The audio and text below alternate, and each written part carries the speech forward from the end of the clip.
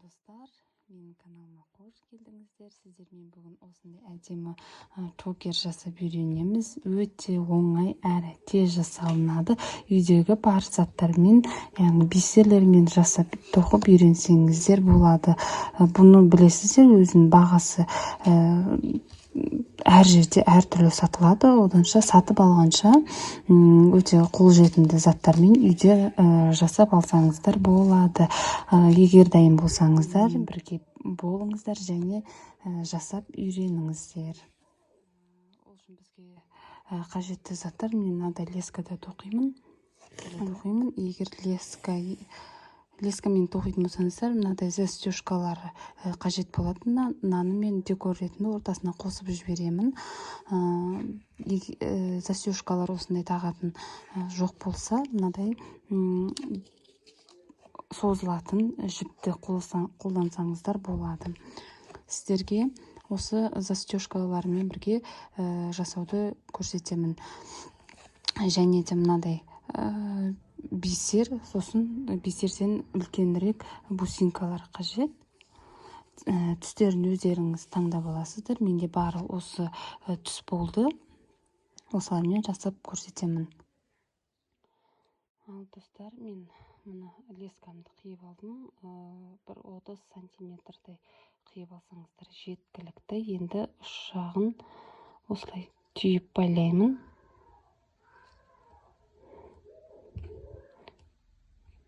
Егер лескамен жасайтын болсаңыздар, осылай түйіп байлайсыздар.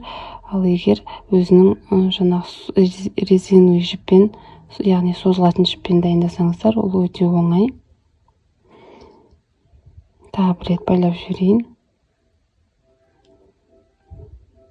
Енді мына темірлерін саламыз.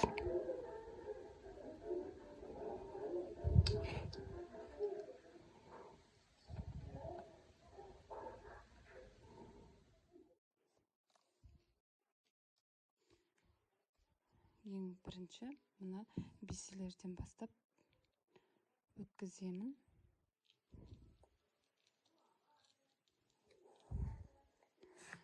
Ең бірінші осы майда бисерлерден бастаймын. Одан соң мына бисерлерді қосып отырамын. Ары қарай өздеріңіз өткізесіздер жіптен. Мен бірінші бас жағында бисерлерді өткіздім. Одан кейін мынандай бусинкаларды өткізіп, ортасына мынаны декор ретінде қолдандым. Бұл менде ескі тағылмай жатқан білезіктің темірі етін, соны алдым. Ортасына сіздер кез келген декор ретінде кез келген ортасына тақсаңыздар болады. Одан кейін бусинки және мынадай соңында бисерді өткіздім. Енді мына темірін тағамын. Ол үшін бас жағын 2-3 орап аламын.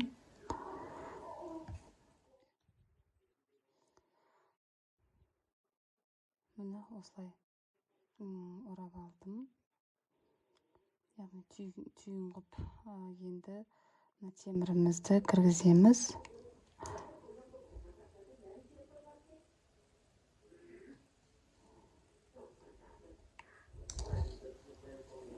Өте кішкентай болған соң қиындау болып жатыр.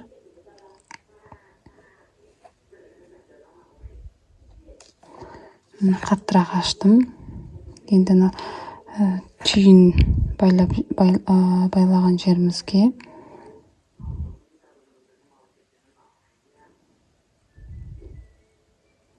осылайынан кіргізіп, қысып, темірді қысып жібереміз. Сонымен жеткілікті. Осындай болып шығады. Ал артығын қайшымен кесіп тастаймыз.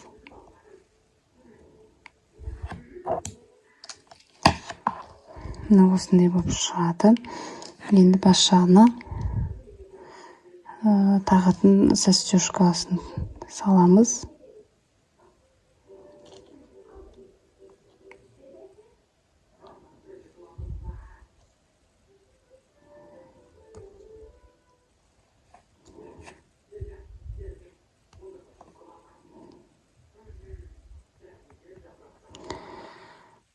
темірін салып, енді бір-біріне қысып қалпына келтіреміз. Енді мына басына да осындай домалақ темірін саламыз.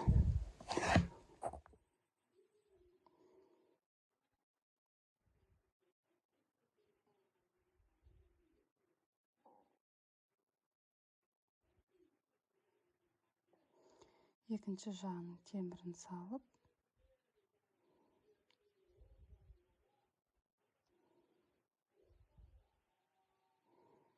осылай жауып, қатылап,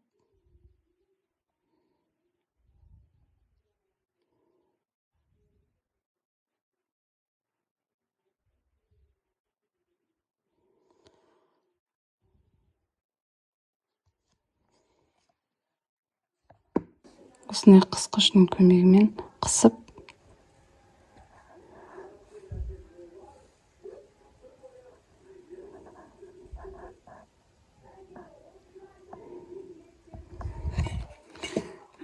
осымен біздің чокеріміз дайын. Біздің осымен чокеріміз дайын. Өте оңай, әрі тез жасалынады. Бұлай тағып қоясыздар. Егер сіздерге ұнап жатса, лайк басыңыздар, комментарий қалдырыңыздар, және менің каналыма тіркелуді ұмытпаңыздар. Алда әлі көптеген бұйымдар бірге жасайтын боламыз. Менімен бірге болғандарыңызға рахмет.